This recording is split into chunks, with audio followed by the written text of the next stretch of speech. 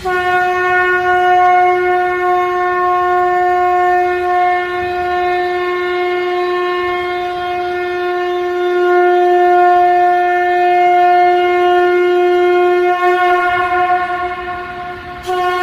तो को कांटा बुए वहां को वो तू भला, वो भी साला क्या याद करेगा, पड़ा था किसी से पाला।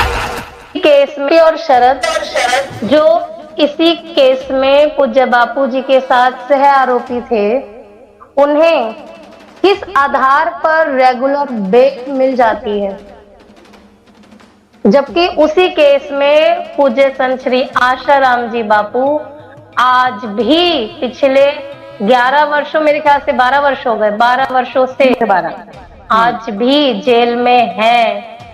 एक ही केस में 2 लोगों को निर्दोष बरी कर दिया जाता है, एक ही केस में 2 सह आरोपियों को बेल मिल जाती है, रेगुलर बेल मिल जाती है, लेकिन उसी केस में पूज्य बापू जी को जमानत नहीं मिलती। तो खैर अब हम खुलासे कर ही रहे हैं, हम देख ही रहे हैं षड्यंत्र को कि कैसे सह आरोपियों को निकाल लिया जाता है, जेल में रखने के लिए षड्यंत्र बुना जाता है, तो केवल पूज्य बापू जी के लिए।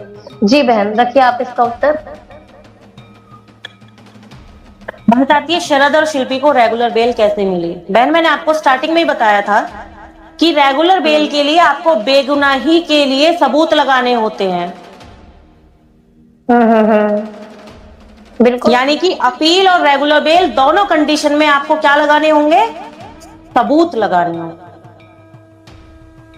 बिना सबूत के आपको रेगुलर बेल भी नहीं मिल सकती।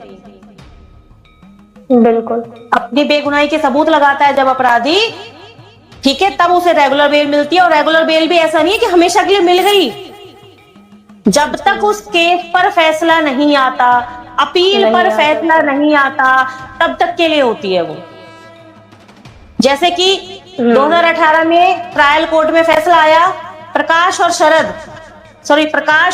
शिवा, शरद नहीं, प्रकाश और शिवा, ये दोनों पहले बेल पर थे। नहीं, प्रकाश तो नहीं था बेल पर, प्रकाश जेल में ही था सेवा करने के नाम पर, कि नजर रखने के नाम पर।